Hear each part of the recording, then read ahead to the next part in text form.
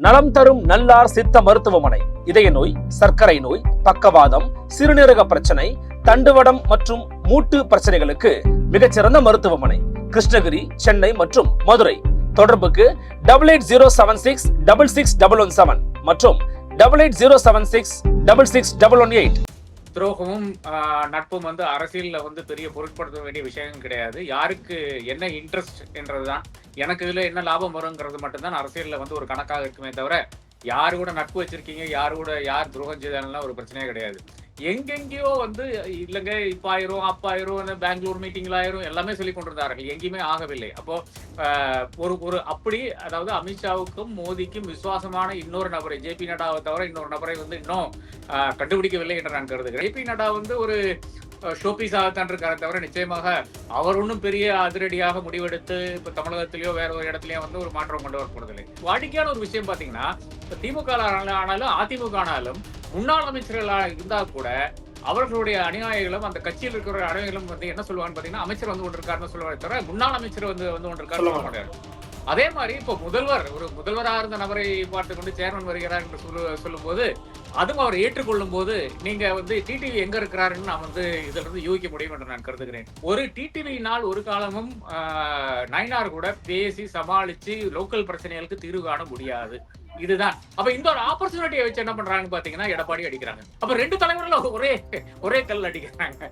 OPS போர்க்குடியை தூக்குறார். அதன் பிறகு என்ன ஆகுதுன்னு பாத்தீங்கன்னா, டிடிவி இன்னைக்கு போர்க்குடியை தூக்கி இருக்கிறார். அப்ப இது ரெண்டும் வச்சு பார்க்கும்போது, அதன் பிறகு அதற்கு ஒரு ஜஸ்ட் முன்னால செங்கோட்டையனுடைய அந்த ஸ்டேட்மெண்ட்ஸ் வருது.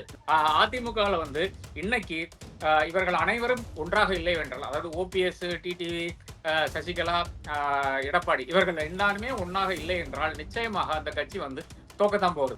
இப்ப இன்னைக்கு செங்கோட்டையனுடைய போர்க்கொடி என்பது செங்கோட்டையனோட முடியும் என்று நான் கருதவில்லை. அது இன்னும் அதுக்கு பெரிய நீட்சியாக பல விஷயங்கள் நடந்து கொண்டே தான் இருக்கும். இப்ப 5ஆம் தேதி இப்படி ஒரு ஸ்டேட்மெண்ட் விட்டு, அதாவது செங்கோட்டையனோட பெரிய ஒரு டிஸ்ட்ரப்டர் கிடையாது. எடப்பாடி பழனிசாமியை பொறுத்தவரை, எடப்பாடி பழனிசாமிக்கு நன்றாக தெரியும், நாளைக்கு ஜெயித்து அந்த மேடையில் உட்கார வந்தா அதுக்கு முன்னால பாஜக உட்கார்ந்துரும் அவருக்கு தெரியும். அப்ப அவருக்கே இந்த தேர்தல் ஜெயிக்க வேண்டுமா வேண்டாமான்ற அந்த ஒரு டவுட் அவர்கிட்ட இருக்கும். திமுக யாராச்சு ஒரு காக்கா அசைக்க முடியுமா? எல்லாத்துக்கும் குமரல் இருக்கதான் செய்யும். மாவட்ட செயலாளர் சரி, கிளை செயலாளர் எல்லாத்துக்கும் குமரல் இருக்கத்தாங்க செய்யும். எவனாச்சும் ஒருத்தன் பேசுறானா? முடியாது இல்ல. பேசினா அது ஆன்டி பார்ட்டி ஆக்டிவிட்டியா எடுத்துறாங்க. ஒண்ணு,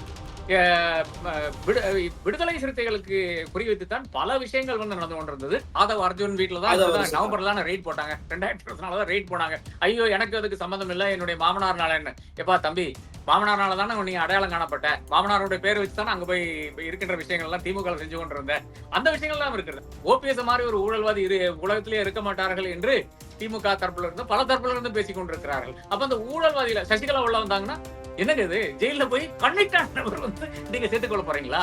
அப்ப அந்த ஒரு பெரிய தர்ம சங்கடம் இருக்கிறது.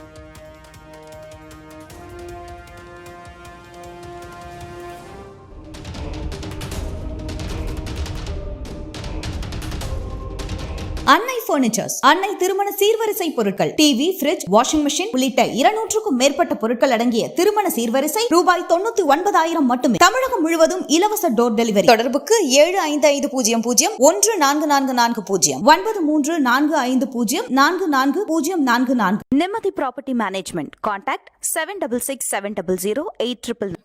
ஃபோர்த் ஸ்டேட் தமிழ் நேயர்களுக்கு அருள்மொழிவர்மனின் அன்பார்ந்த வணக்கங்கள். இது உங்கள் ஃபோர்த் ஸ்டேட் தமிழ் வழங்கும் பெருதலும் பெருதுக நிகழ்ச்சி. இன்றைக்கு நம்ம இணைந்திருக்கிறார் மூத்த பத்திரிகையாளர் திரு ஆர்.கே. அவர்கள். வணக்கம் சார்.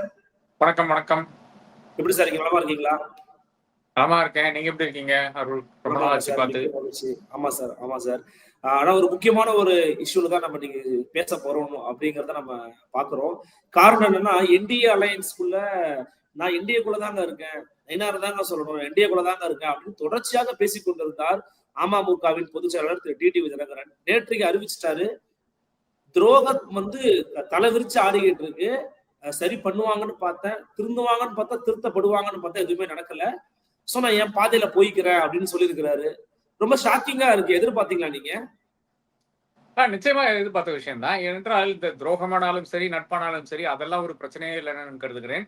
துரோகமும் நட்பும் அரசியல்ல பெரிய பொருட்படுத்த வேண்டிய விஷயம் கிடையாது. யாருக்கு என்ன இன்ட்ரெஸ்ட் என்றதுதான், எனக்கு இதுல என்ன லாபம் வருங்கிறது மட்டும்தான் அரசியல்ல வந்து ஒரு கணக்காக இருக்குமே தவிர யாரு கூட நட்பு வச்சிருக்கீங்க, யார் துரோகம் செய்தாலும் ஒரு பிரச்சனையே கிடையாது. அப்ப என்னை பொறுத்தளவுல வந்து என்ன நடந்திருக்குதுன்னு பாத்தீங்கன்னா வேற ஒன்றும் கிடையாது.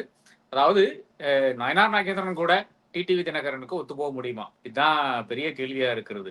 அதாவது அன்றாடம் இருக்கின்ற கோஆர்டினேஷன் வந்து நிச்சயமாக நீங்க அமித்ஷா வழியாக செய்ய முடியாது. நீங்க நரேந்திர மோடி வழியாக செய்ய முடியாது. இன்னும் பாஜகவுக்கு ஒரு தலைவர் கிடையாது. அது அடுத்த ஒரு அவலம் பாருங்களேன்.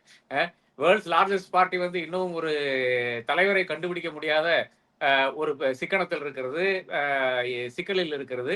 எங்கெங்கேயோ வந்து இல்லைங்க இப்ப ஆயிரும் அப்ப ஆயிரும் பெங்களூர் மீட்டிங்ல ஆயிரும் எல்லாமே சொல்லி கொண்டிருந்தார்கள். எங்கேயுமே ஆகவில்லை. அப்போ ஒரு அப்படி அதாவது அமித்ஷாவுக்கும் மோடிக்கும் விசுவாசமான இன்னொரு நபரை ஜேபி நட்டாவை தவிர இன்னொரு நபரை வந்து இன்னும் கண்டுபிடிக்கவில்லை என்று நான் கருதுகிறேன். என்னை பொறுத்தவரை நான் ஒரு மனோஜ் சின்ஹா வந்து ஒரு கேண்டிடேட்டா இருந்தார். ஆனால் பேல்காம் தாக்குதலுக்கு பிறகு அவரு ஓஹோ இந்த ஆளும் இவ்வளவுதானு சொல்லிட்டு பாஜக இருக்கின்ற ஒரு அவர் மேல ஒரு பெரிய அதிருப்தி இருக்கிறதாக நான் அறிகிறேன். அப்கோர்ஸ் அமித்ஷா மோடி விரும்புகிறார்கள். அப்படி இருந்தால் கூட பிரச்சனை இதானுங்க, வேற யாருகிட்ட பேச முடியுங்கிறது தான். அமித்ஷா வந்து நீங்க வந்து தேர்தல் சமயத்திலாம் அணுகவே முடியாது. ஏனென்றால் அவர் வந்து அதை ஒரு 1000 விஷயங்கள் வந்து செய்து கொண்டிருப்பார். நம்ம தான் பார்த்தோம்ல ஓட் சோரி எல்லாம் நடந்து கொண்டிருக்கு இல்லையா? இதுக்கெல்லாம் யார் தலைமைன்னு நமக்கு தெரிஞ்ச விஷயமா தான் இருக்கிறது. அதை தாண்டி நரேந்திர மோடி நிச்சயமாக அவரையும் அணுக முடியாத ஒரு சூழல் இருக்கிறது. 3 மாநிலங்கள்ல வந்து ஒரே கட்ட என்னை பொறுத்தவரை ஒரே கட்டமாக தேர்தல் நடக்கும் என்று நான் கருதுகிறேன், பெங்காலை தவிர. அதே மாதிரி இப்ப அடுத்ததாக அந்த 3வது இருக்கின்ற தலைவரை தான் எப்படியாச்சு அணுக வேண்டும். அதாவது கட்சியினுடைய தலைவரா இருக்கின்ற நபர். அந்த நபர் வந்து இப்ப ஜேபி நட்டாவா இருக்காரு. ஆனா ஜேபி நட்டா வந்து ஒரு ஷோபீஸாகத்தான் இருக்காரு தவிர நிச்சயமாக அவர் ஒன்றும் பெரிய அதிரடியாக முடிவெடுத்து இப்ப தமிழகத்திலயோ வேற ஒரு இடத்துலயோ வந்து ஒரு மாற்றம் கொண்டு வர போறதில்லை. அப்ப யாருகிட்ட டீல் பண்ணணும்?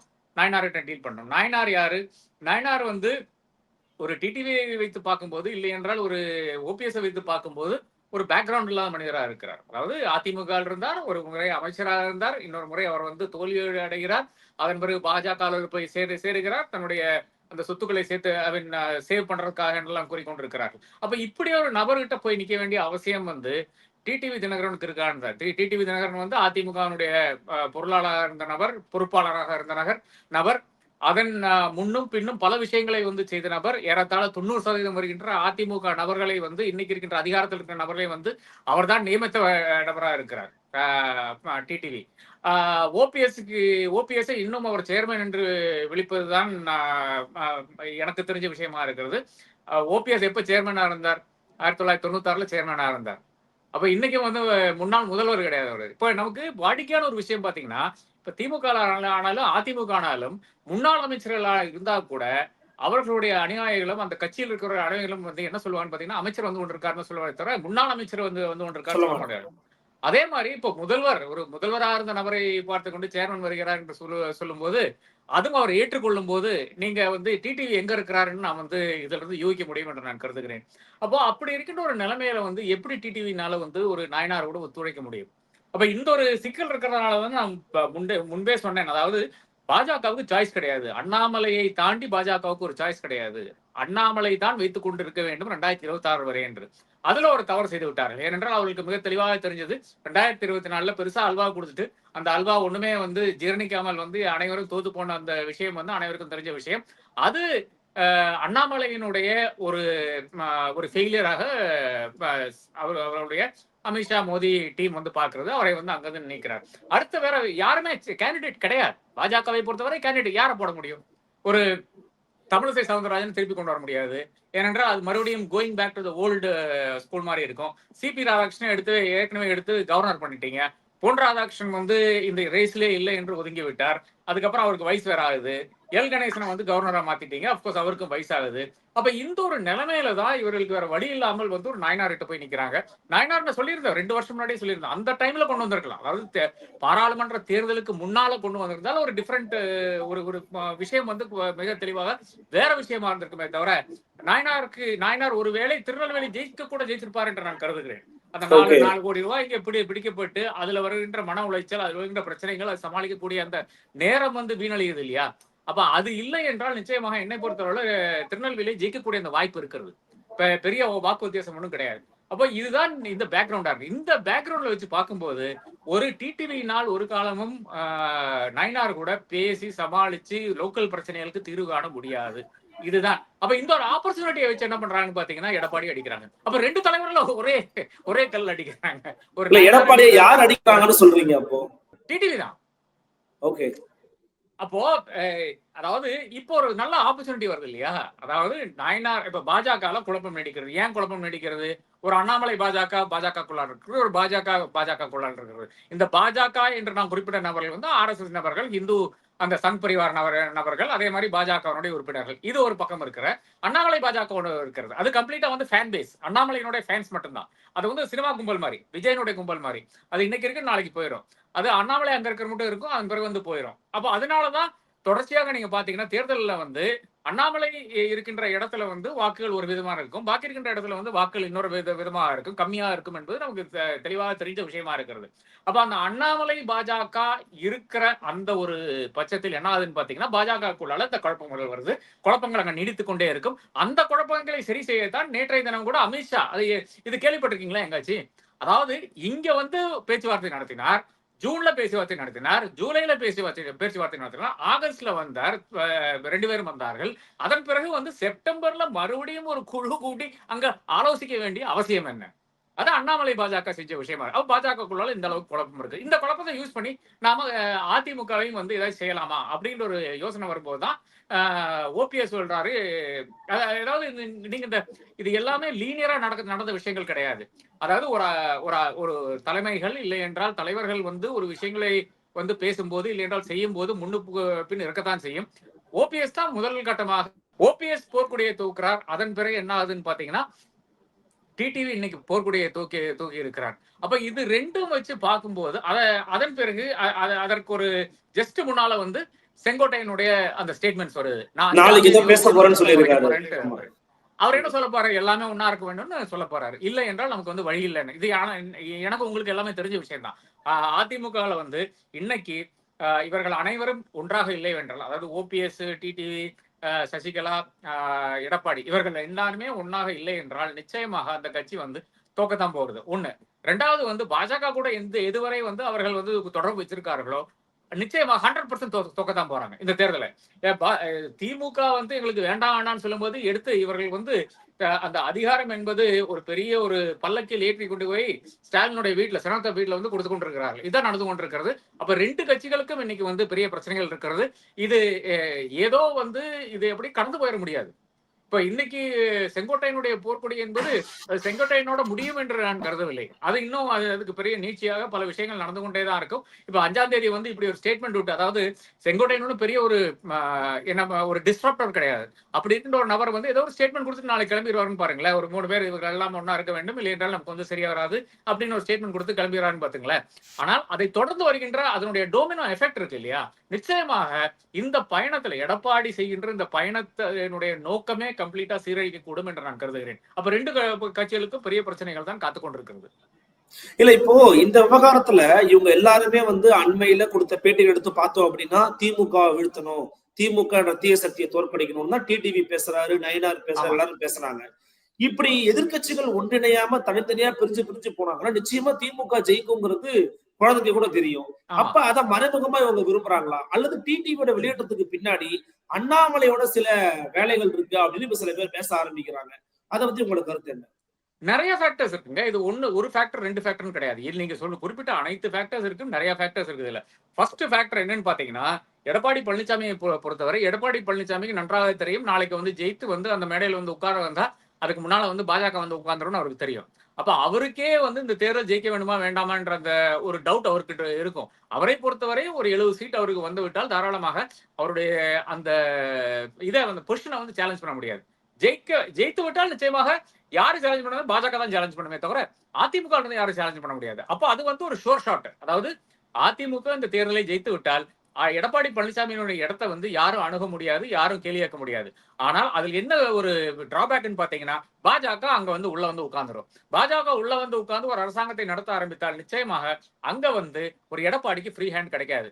முழுக்க அமித்ஷானுடைய கண்ட்ரோலுக்கு இந்த என்டையர் ஸ்டேட் போயிடும், அந்த மோதியினுடைய கண்ட்ரோலுக்கு போயிடும். அதான் நிச்சயமாக எடப்பாடி பழனிசாமி தெரியும். அதனால எடப்பாடி பழனிசாமி இது வந்து இந்த எலெக்ஷனை ஜெயிக்க விரும்புகிறாரான்ற கேள்வியோட என் மனசில் இருக்கிறது ஒண்ணு. 2வதாக பாத்தீங்கன்னா நிச்சயமாக இந்த ஒரு சூழ்நிலையில அண்ணாமலை வந்து தன்னுடைய எப்படி மவுஸ் எப்படி காமிக்க முடியும், நான் தான் இங்க முக்கியஸ்தன் எப்படி காமிக்க முடியும்? பாஜக வந்து போன தேர்தலை விட கம்மியாக வாக்குகள் எடுத்தா மட்டும்தான் நான் தான் இங்க ஒரு மேட்டரான ஆளு என்று அவருக்கு காமிக்க முடியும். அதுக்கு இருக்கின்ற அனைத்து விஷயங்களும் இன்னைக்கு செய்து கொண்டிருக்கிறார் என்றதான் ஒரு ஒரு ஒரு ஜென்ரலாக நான் அரசியல் இருந்தேன், நான் ஒரு பாலிட்டிஷியனாக நான் இருந்தேன்னா அதான் செய்வேன். அப்ப என்னை பொறுத்தவரை அது செய்யறாரோ செய்யலையோங்கிறத அடுத்த விஷயம். ஆனால் இது வந்து யுக்திக்கு இருக்கின்ற ஒரு விஷயம் என்றால் இது வந்து போட்டி போட மாட்டேன்னு சொல்லியிருக்காரு. போட்டி போட மாட்டேன்னு சொல்லியிருக்காரு. எங்க இப்ப வெளிப்படையா சொல்ல முடியுமா, நான் வந்து பாஜகவை தோக்கடிக்க போறேன்னு சொல்லிட்டு பாஜகக்குள்ளால இருந்துட முடியுமா? தொலைச்சு விட மாட்டாங்க. நிச்சயமா அப்படி சொல்ல முடியாது. அப்போ நாம வந்து இப்போ அண்ணாமலைதான் இருக்கிற வேலை எல்லாம் செய்தாருன்னு அதுவும் சொல்ல முடியாது. அதுவும் உண்மை கிடையாது. ஏனென்றால் வேற அவன் கடப்பாறை எடுத்துட்டு வர்றான், எங்க குத்த முடியும்னு பார்த்துட்டு இருக்காங்க. அதான் பாஜக நிலைமையா இருக்கிறது. இது அடுத்த ஒரு விஷயமா இருக்கிறது. நிச்சயமாக மு.க. ஸ்டாலினும் திமுகவும் வந்து இதுல என்னென்ன குழப்பங்கள் வந்து எங்கெங்க விளைவிக்க முடியும்னு பார்த்து கொண்டுதான் இருக்கிறார்கள். அதுல யாருக்கும் மாற்றுக்கிறது இருக்க முடியாது. அப்போ ஒரு ஓபிஎஸ் சென்று சந்தித்த கூட திமுகவினருக்கு அது பெரிய ஒரு மகிழ்ச்சியா இருந்தது. ஏனென்றால் ஆஹா ஓபிஎஸ்ஏ வந்து சந்திச்சாரு, அடுத்து வந்து நம்மளோட கூட்டணி பேச வராரு, இப்படி எல்லாம். அதாவது கசிய விடுறதுக்கு எவ்வளவு நேரம் ஆகும்? அதாவது இந்த மாதிரி ஒரு நிகழ்வு நடந்த உடனேயே வந்து திமுகவுக்கு எந்த அளவுக்கு பலம் வந்துருதுன்னு பாருங்க. அதாவது ஒரு கட்சிக்கு அதிமுக இருந்து ஒரு முன்னாள் முதலமைச்சர் வந்து இன்றைய முதலமைச்சரை வந்து அலுவலகத்தில் சந்திக்கவில்லை, வீட்டுல சந்திக்கிறாரு. கேட்டா வந்து அவருடைய உடல்நலம் விசாரிக்க வந்தேன் என்று கூறுகிறார். அப்போ அந்த அளவுக்கு ஒரு ஃப்ரெண்ட்ஷிப் இருக்கான்ற அந்த கேள்வி நிச்சயமா இருக்கு இல்லையா? என்னை பொறுத்தவரை கிடையாது. ஓபிஎஸ் என்னென்ன வந்து மு.க. ஸ்டாலின் வெளித்தாருன்றது நமக்கு அனைவருக்கும் தெரிஞ்ச விஷயமா இருக்கிறது. அப்ப இது எல்லாமே ஃபேக்டர்ஸ் ஆகத்தான் நான் பார்க்கிறேன். இந்த எல்லா ஃபேக்டர்ஸும் சேர்ந்து அப்கோர்ஸ் பாமக இருக்கின்ற குழப்பம், எந்த கூட்டணியில் இன்னைக்கு குழப்பம் இருக்குன்னு பாருங்களேன். ஒரே ஒரு கூட்டணியில் தான் குழப்பம் இருக்கிறது. விஜய்க்கு நீங்க கூட்டணி கிடையாது, இருந்தாலும் விஜய் கட்சியிலோட குழப்பம் கிடையாது. எங்க குழப்பம் இருக்குன்னு பாத்தீங்கன்னா, பாமக எங்க இருந்தது, என்டிஏல இருந்தது. தேமுதிக எங்க இருந்து, என்டிஏல இருந்தது. அவர்கள் வந்து அப்கோர்ஸ் எங்களை வந்து நல்லா நடத்தவில்லைன்னு சொல்லிட்டு இல்ல நான் அப்படியெல்லாம் பேசலாம் சொல்லி கொண்டிருக்கிறாள். இருந்தாலும் அந்த ஒரு வருத்தம் அவர்களுக்கு இருக்கத்தானே செய்கிறது. அப்போ இந்த பிரேமலதாக்கு இருக்கத்தானே செய்கிறது. இந்த ரெண்டு கட்சிகள்லயும் ஏதோ ஒரு குழப்பம், பாமகக்குள்ளால குழப்பம், தேமுதிக எங்க போக வேண்டும் என்ற குழப்பம், பாஜக உள்ளால் இருக்கின்ற உள்கட்சி பூசல்கள், அதிமுக உள்ளால் இருக்கின்ற போர்க்கொடி, இது எல்லாம் இதுக்கு நிகராக ஒரு விஷயத்த வந்து நீங்க அந்த பக்கம் காமிக்கீங்க. திமுக யாராச்சு ஒரு காக்கா வந்து அசைக்க முடியுமா? எல்லாத்துக்கும் வந்து குமரல் இருக்கதான் செய்யும். மாவட்ட செயலாளர்கள் சரி, கிளை செயலாளர் இருந்து எல்லாத்துக்கும் குமரல் இருக்கத்தாங்க செய்யும். எவனாச்சும் ஒருத்தன் பேசுறானா? முடியாது இல்ல. பேசினா அது வந்து ஆன்டி பார்ட்டி ஆக்டிவிட்டியா எடுத்துறாங்க. ஒண்ணு, விடுதலை சிறுத்தைகளுக்கு குறிவைத்துத்தான் பல விஷயங்கள் வந்து நடந்து கொண்டிருந்தது. விஜய் கூட ஒரு மேடையில போய் நிக்க வேண்டியதா இருந்தது. அதெல்லாம் தவிர்த்து விட்டார். அப்போ விடுதலை சிறுத்தைகள் தான் விட்டு போகும் இந்த கூட்டணியில் இருந்து என்று பல பேச்சுக்கள் பல இடங்கள்ல வந்து அடிபட்டது. ஆனால் அதுக்கு இன்னைக்கு வந்து கம்ப்ளீட்டாக அவர் வந்து அது அப்படி வாய்ப்பே இல்லை என்று கூறிவிட்டார். மூணாவது, தேமுதிக வாய்ப்பு இருக்கு, மதிமுக போறக்கான வாய்ப்பு இருக்கு என்று கூறுகிறார்கள். அப்போ அந்த மதிமுக அது இதுவரை வந்து இன்னமும் நமக்கு தெரியாத விஷயமாகத்தான் இருக்கிறது. ஏனென்றால் துரை வைகோ சென்று பிரதமரை சென்று சந்தித்திருக்கிறார். இது என்ன பெரிய விஷயம் என்று கேட்கலாம். ஆனால் நரேந்திர மோடி வந்து லேசா வந்து யாரையும் சந்திக்க மாட்டாரு. ஏதோ ஒரு உள்நோக்கம் இருக்கும். உள்நோக்கம் இல்லாமல் அவர் வந்து நிச்சயமாக யாரையும், அதாவது ஒரு விஷயத்துக்கு சென்று விட்டால் அந்த விஷயம் மட்டும் கிடையாது இல்லையா? நாம வந்து இப்ப ஜெயலலிதா அம்மையாரை பாக்குறதுக்கு இந்த மதுரை மேயர் ஒரு முறை சென்று சந்தித்தார். எதுக்குன்னு கேட்டீங்கன்னா எங்க வளர்ச்சி திட்டங்களுக்காக காசு கேட்கறதுன்னு சொன்னாரு. அதே மாதிரி தான் எனக்கு தோன்றுகிறது. அப்படி இருந்தால் கூட ஒரு மதிமுக ஒரு பெரிய ஃபோர்ஸ் கிடையாது. இன்னைக்கு ஒரு 1% பார்ட்டின்னு எடுத்துக்கொள்ளலாம். அப்படி இருக்கின்ற ஒரு கட்சியில வந்து உங்களுக்கு எவ்வளவு சீட் கிடைக்க போகுது அந்த விஷயங்கள்லாம் இருக்குது. நிச்சயமா அது ஒரு பிரச்சனையாகத்தான் இருக்கு. ஆனால் இதுவரை அந்த கட்சிக்குள்ள இருக்கின்ற பிரச்சனைகள் வந்து வெளிப்படையாக யாரும் வந்து விவாதிக்க கூட இல்லை. ஏன் விவாதிக்க கூட இல்லை? அப்கோர்ஸ் சிலங்க சொல்லலாம், அந்த தமிழகத்தினுடைய கோதி மீடியா விவாதிக்காது என்று கூறலாம். பட் அதை தாண்டி பாத்தீங்கன்னா அதுல அவ்வளவு பிரச்சனை, இந்த பிரச்சனைகள் அங்க இருக்கா? ஒரு அண்ணாமலை தாண்டி வேற எதுவும் பிரச்சனை எதுவும் பெருசா வெளியில வெடிக்கல. ஆமா, நீங்க இது ரெண்டு கம்பேர் பண்ணி பாருங்களேன். ஒரு அண்ணாமலை பாஜகவுக்கு நிகரான ஒரு இது வந்து இப்போ உதயநிதி திமுக இருக்கா? முன்னாடி ஒரு காலத்துல இருந்தது. அதாவது திமுக என்று எடுத்துக்கொண்டால் இதுல வந்து அழகிரி ஃபேக்ஷன் இருந்தது, மு.க. ஸ்டாலின் ஃபேக்ஷன் இருந்தது, கனிமொழி ஃபேக்ஷன் இருந்தது. அப்பதான் கலைஞர் என்கிட்ட கேட்டாரு, அப்ப எனக்கு யாருமே கிடையாதாப்பா அப்படின்னு கேட்டாரு. சோ அந்த அளவுக்கு 3 ஃபேக்ஷன் என்று பேசிக்கொண்டிருந்தேன். அந்த 3 ஃபேக்ஷன்ல நான் எந்த ஃபேக்ஷன்ல வருவேன்ப்பா அப்படின்னு கேட்டாரு. சோ திமுகக்குள்ள அந்த பிரச்சனை இன்றைக்கு கிடையாது, அட்லீஸ்ட் வெளிப்படையாக கிடையாது. ஆனால் எங்க இருக்குன்னு பாத்தீங்கன்னா அதிமுக இருக்கு, பாஜகக்குள்ளால் இருக்கிறது, பாமகக்குள்ளால் இருக்கிறது, தேமுதிகக்குள்ளால எங்க போக வேண்டும் என்ற குழப்பமும் இருக்கிறது. டிடிவி தினகரன் மிக தெளிவாக இன்றைக்கு ஒரு அரசியல் மாற்றத்துக்கான ஒரு வாய்ப்பை வந்து அவர் உருவாக்கி இருக்கிறதாகத்தான் நான் காண்கிறேன் இந்த ஒரு கோலிஷன்ல. இல்ல அவர் வந்து இப்போ டுவர்ட்ஸ் டிவிகே தான் போறாரு, விஜய் கூட தான் போய் ஜாயின் பண்ண போறாரு. சோ விஜய், பிரேமலதா, டிடிவி தினகரன், ஓபிஎஸ் போன்ற ஃபேக்டர் எல்லாம் சேர்ந்தாங்கன்னா கூட அது ஒரு வித்தியாசமான ஒரு அலையன்ஸா இருக்கும்னு சில பேர் பேச துவங்குறாங்களே. விஜய் அப்படி அரவணைக்க வாய்ப்பு இருக்கா டிடிவி எல்லாம்? இல்ல, விஜய் அரவணைத்து விட்டால் அடுத்த பிரச்சனை வரும் இல்லையா? விஜய் வந்து ஒரு ஊழல்வாதி கூட கைகோர்க்கிறார்ன்ற அந்த இது வரும் இல்லையா? இப்ப இன்னைக்கு என்ன ஊழல்வாதிகள் கூட இல்லையான்னு கேட்கலாம். புஷி ஆனந்த் யாரு? டிஸ்டிலரி வச்சிருக்கிறவர் தானே. அதே மாதிரி ஆதவ் அர்ஜுன் வீட்டுலதான் நவம்பர்ல ரெய்ட் போட்டாங்க, 2024 தான் ரெய்ட் போனாங்க.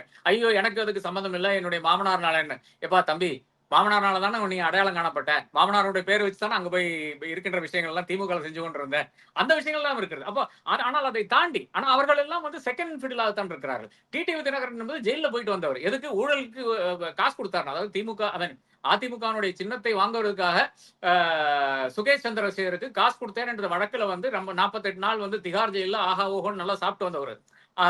ஓபிஎஸ் இருங்க, ஓபிஎஸ் மாதிரி ஒரு ஊழல்வாதி உலகத்திலேயே இருக்க மாட்டார்கள் என்று திமுக தரப்புல இருந்து பல தரப்புல இருந்து பேசிக் கொண்டிருக்கிறார்கள். அப்ப அந்த ஊழல்வாதியில சசிகலா உள்ள வந்தாங்கன்னா என்னங்க இது, ஜெயில போய் கன்விக்ட் நபர் வந்து நீங்க சேர்த்துக் கொள்ள போறீங்களா? அப்ப அந்த ஒரு பெரிய தர்ம சங்கடம் இருக்கிறது. என்னை பொறுத்தவரை அது பொலிட்டிக்கலி பாத்தீங்கன்னா ஒரு ஸ்ட்ராட்டஜிக் அலையன்ஸாக தான் இருக்கும். மக்களுக்கு கன்ஃபியூஸ் பண்ணக்கூடிய ஒரு அலையன்ஸாக தான் தாராளமாக இருக்கும். அதை நான் நம்புறேன்.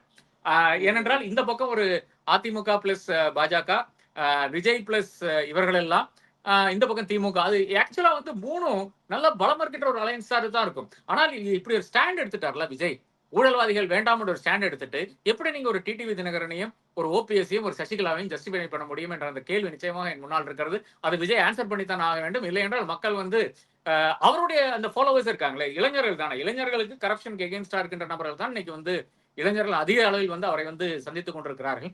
அப்படி இருக்கின்ற இளைஞர்களுக்கு பெரிய ஏமாற்றமாக மாறிவிடும். அது செய்ய மாட்டார் என்று நான் கருதுகிறேன்.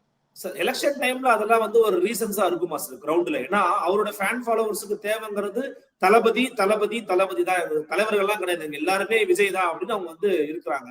அவங்களை காம்ப்ரமைஸ் பண்ண தெரியாதா விஜய்க்கு? இல்ல, அதுல வர்ற பிரச்சனை என்னன்னு பாத்தீங்கன்னா, நீங்க அந்த அண்ணாமலை பாஜக வருகின்ற பிரச்சனை தான். அது வந்து சில வாக்குகள் வந்து விஜய்க்காக, விஜய் நிக்கின்ற இடத்தில் விஜய்க்கு வந்து விழும். ஆனால் பாக்கி யாருக்குமே அது வராது. நான் தளபதிக்கு நான் தான் நிக்கிறேன்னு சொன்னீங்கன்னா ஒரு வழி இருக்குங்க. 234 தொகுதிகளிலும் வந்து விஜய் வந்து தன்னுடைய மனுவை வந்து வேணா போடலாம். ஆனா இப்ப ரெண்டு தொகுதிக்கு மேல போட முடியாது இல்லையா? அதனால என்ன பண்ண முடியும் இப்போ? அப்போ நான் தான் எல்லா இடத்திலையும் நிக்கிறேன் என்று சொல்வது அரசியல் ரீதியாக ஒரு ஸ்ட்ராட்டஜியாக எடுத்துக்கொள்ளலாம். அது எம்ஜிஆர் செய்திருக்கிறார், ஜெயலலிதா செய்திருக்கிறார். ஜெயலலிதா இன்னும் சொல்ல போனா 3 கான்ஸ்டிட்யூன்சியில போய் போட்டு அவருடைய நாமினேஷன் ரிஜெக்ட் ஆகி இவர்கள் எல்லாம் சேர்ந்து என்னை வந்து தோக்கடிக்கிறார்கள், என்னை அரசியல் இருந்து புறக்கணிக்கிறார்கள் எல்லாம் பேசியிருக்காங்க. அது வேற விஷயம். ஆனால் இவர்னால வந்து இந்த ஒரு 2 கான்ஸ்டிட்யூன்சியில மட்டும்தான் ஜெயிக்கும். இவருடைய முகம் இருந்தால், அதாவது இந்த கான்ஸ்டிட்யூன்சியில நான் தான் என்று இருந்தால் நிச்சயமாக அவருக்கு டெபினட்டாக வாக்குகள் வரும். ஆனால் அதை தாண்டி நிச்சயமாக வாக்குகள் வராது. அதான் பிரச்சனை. அதாவது நான் நிக்கிறேன்னு சொல்லும் போது அதற்கு நிகரான ஒரு நபர் இங்க இருக்க வேண்டும். ஏதோ ஒரு லோக்கல் லெவல்ல இருக்கின்ற ஒரு அறிந்த முகம், இல்லை என்றால் அந்த மக்களுக்கு சேவை செய்த ஒரு முகம் வந்து நிக்க வேண்டுமே தவிர ஒரு ஃபேன் வந்து அங்க போட்டீங்கன்னா நிச்சயமாக போனி ஆகாது. அதான் விஜயனுடைய இருக்கின்ற பெரிய பிரச்சனை. 2006ல விஜயகாந்த் வந்து ஒரு 3 வருட காலம் வந்து அரசியல் இருந்து கொண்டு 2 வருட காலம் ஏறத்தாழ தமிழகம் எம்பாடும் போய் டிராவல் பண்ணி கடைசியில் எத்தனை பேர் ஜெயிச்சாங்க? ஒரே ஒரு ஆள். 2006ல ஜெயிச்சது விஜயகாந்த் மட்டும்தான். 2011 தான் அவர் ஒரு பெரிய கட்சியாக மாறுகிறார். 29 பேர் ஜெயிச்சு வர்றாங்க, எதிர்கட்சி தலைவராகிறார். அப்போ இதுல இருக்கின்ற இந்த ஃபர்ஸ்ட் எலெக்ஷன்ல இருக்கின்ற பிரச்சனை தான் விஜயனுடைய பிரச்சனை. அதை நம்பி நிச்சயமாக சீசன்ட் அரசியல்வாதிகளும் கொஞ்சம் கூச்சப்படுவார்கள் போறக்கு. ஏனென்றால் கம்ப்ளீட்டாக போய்விடும். பெரிய கேம்பிள் அது விஜய் கூட போய் சேர்றது. ஓகே சார், இப்போ டிடிவி வெளியேறதுங்கிறது not only is own decision. அவர் வெளியேறினார்னா அது என்டிஏ அலையன்ஸோட வெற்றியவே பாதிக்கும் அப்படிங்கிறது பிஜேபிக்கு நல்லா தெரியும். அப்படின்னும் போது பிஜேபி எதிர்த்து கொண்டு டிடிவி வெளியே போறாரு அப்படின்னு புரிஞ்சுக்க முடியுமா? அது ஒரு ரொம்ப சந்தேகத்துக்குரிய ஒரு விஷயமா இருக்கு. இல்ல நிச்சயமா என்னை பொறுத்தவரை என்டிஏ எதிர்த்து அவர் செல்ல மாட்டார். ஏனென்றால் 2004 யாரும் சப்போர்ட் அவர்கிட்ட கேட்கல. அதை அவர் தெளிவாக சொல்லியிருக்கிறார். என்கிட்ட யாரும் சப்போர்ட் கேட்காதவர்கள் கூட நரேந்திர மோடி தான் நாட்டுக்கு பிரதமராக வர வேண்டும் என்று நான் எண்ணினேன். அதனாலதான் நிபந்தனையற்ற நான் வந்து சப்போர்ட் கொடுத்தேன் என்றெல்லாம் பேசியிருக்கிறார். ஆனா அங்க என்ன இடிக்குதுன்னு பாத்தீங்கன்னா வரணும் கிடையாது. 2024 நரேந்திர மோடிக்கு பொறுத்தவரை நரேந்திர மோடி வந்து டிடிவி தினகரனுடைய சப்போர்ட்டை விரும்ப கூட இல்லை. அவரை பொறுத்தவரை இவர் ஒரு ஊழல்வாதி. இந்த ஊழல்வாதி கிட்ட இருந்து சப்போர்ட் வாங்கினா இருக்கிற ஓட்டு கூட போயிடும் என்ற நிலையில் தான் இருந்தார். அதுதான் அன்றைய நிலையா இருந்தது. ஆனால் இன்றைய நிலை வந்து ரொம்ப தெளிவாக மாற்றம் இருக்கின்ற ஒரு நிலையா இருக்கிறது. 2026 தேர்தல் என்பது நரேந்திர மோடிக்கு எங்கெல்லாம் இருந்து சப்போர்ட் கிடைக்குமோ அந்த சப்போர்ட் எல்லாம் தேவைப்படுகிறது. தமிழ்நாடு தேர்தலை பொறுத்தவரை இன்னும் சொல்ல போனால் அமித்ஷாவும் நரேந்திர மோடியும் வந்து எப்படியாச்சும் இங்க அதிகாரத்தில் வந்து உட்கார வேண்டும் என்றதான் அவருடைய ஒரு எண்ணமா இருக்கிறது, அவருடைய ஒரு நோக்கமா இருக்கிறது. அப்படி இருக்கும்போது டிடிவில வெளியில போறாருன்னா சும்மா விட்டுருவாங்களான்னு கேக்குறேன். காம்ப்ரமைஸ் பண்ண மாட்டாங்களான்னு கேக்குறேன். இல்ல அதான் சொல்றேன், அதான் எக்ஸ்பிளைன் பண்ணி வரேன். இவ்வளவு பிரச்சனை இருக்கும், இவ்வளவு இதுதான் எங்களுடைய பேக்ரவுண்ட். இந்த பேக்ரவுண்ட்ல வந்து யாரும் வெளிவர முடியாது. எல்லாரையும் உள்ள கொண்டை போட்டு பூட்டி சீல் வச்சிருவாங்க. இதுதான் டிடிவிக்கு சொல்ல வேண்டிய விஷயமா இருக்கிறது. இப்ப எல்லாம் நீங்க என்ன வேணா பண்ணுங்க. டிசம்பர்ல வந்து நீங்க நல்ல ஒரு பையனாக நேர போய் அங்க போய் நின்று எல்லாம் உள்ள போய் உட்காந்துக்குவீங்க. இதுதான் நடக்க போகிறது. அது ஓபிஎஸ் ஆனாலும் சரி, டிடிவி ஆனாலும். ஓபிஎஸ் ஒரு பெரிய பொருட்கள் என்ற ஒரே ஒரு காரணத்துக்காக அவர்கள் மதிக்க மாட்டார்கள் என்று நான் கருதுகிறேன். அதனால ஓபிஎஸ்னுடைய அந்த வாய்ப்பு என்பது ரொம்ப கம்மியா இருந்தால் கூட நிச்சயமாக டிடிவி தினகரன் வந்து அங்கிருந்து வெளியேற முடியாது. அவர் எவ்வளவுதான் ட்ரை பண்ணாலும் அவர் வெளியேற இது சவாலாக எடுத்துக்கல. அவரால் வெளியேற முடியாது என்று நான் சொல்றேன். டிடிவி தினகரன் என்ன நினைச்சாலும் அவரால் வெளியேற முடியாது. சோ டிசம்பர்ல திருப்பி கண்டிப்பா இங்கதான் இருப்பாருன்ற ஒரு அறிவிப்பு வரும்ன்றீங்க, அப்படி எடுத்துக்கலாம். பாஜக அலுவலகத்துல இருந்து வரும்னு நினைக்கிறேன் நான் இந்த மாதிரி அறிவிப்பு. இல்லைன்னா அமமுக வந்து பாஜகவுல வந்து அங்கமாக சேர்ந்து விட்டது. எப்படி சரத்குமார் போய் சேர்ந்து போயிட்டார்ல, அதே மாதிரி மாறிடுவார் என்று நான் கருதுகிறேன். இதாங்க அடுத்த ஒரு தனித்துவம். பாஜக இருக்கிற தனித்துவம் பாத்தீங்கன்னா, நீங்க பாஜக போய் சேர்ந்தீங்கன்னா அதோட முடிச்சு விட்டுறாங்க. எத்தனையோ நபர்கள் வந்து இன்னைக்கு அர்ஜுனமூர்த்தியில இருந்து ஆரம்பிச்சு எவ்வளவோ நபர்கள் வந்து அடையாளம் இல்லாத இடத்துல, அடையாளம் காணாத இடத்துல வந்து நீங்க வந்து உட்கார்ந்து இருக்காங்க. அதுக்கு காரணம் என்னன்னா, அவர்கள் எல்லாம் செய்த ஒரே ஒரு தவறு பாஜக போய் இணைந்து விட்டார்கள் என்றதுதான். சரத்குமார் செஞ்ச தவறு அவர் தான். அதுதான் எவ்வளவோ காலம் கட்சியை நடத்தி விட்டு கடைசியில போய் அங்க உடனே நின்றாரு பாருங்க. அதுதான் பிரச்சனையா இருக்கிறது அவரை பொறுத்தவரை. பார்க்கலாம் சார், பொறுத்திருந்து பார்க்கலாம். எங்களுக்காக வருகை மிக்க நன்றி. நன்றி அருள். தேங்க்யூ. நன்றி சார்.